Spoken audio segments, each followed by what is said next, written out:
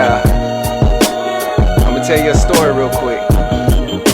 I was on the phone the other day with my mom, and she told me how proud she was of me. And it's funny because it made me think back to when I was writing invitations for everybody to come see me when I graduated.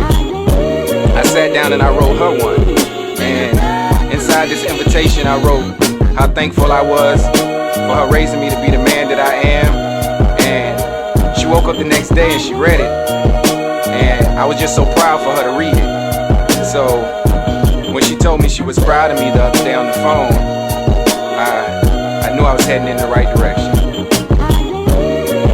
Yeah. Feeling like they can't touch me. My favorite line from my favorite song that I wrote when I was so hungry. Still am. That's why most of my songs don't have hooks. Instead, I tend to write books. The looks that I get from my peers overjoys me. Like you a rapper now, gon' tell your story. You know that I will, and you know that I won't copy what I see on TV. I know that they don't realize what they doing. Kids nowadays are so easily influenced by that crack shit that you love to rap about. If I had magic, he'd appear from the clouds. You know, the one who had a dream about your freedom. We're free at last, but we still don't have freedom. Slaves to our own fucking environment, raising our kids to be like us instead of saying try this. You know, a new way of thinking. Instead of thinking I can't, I just go out and get it.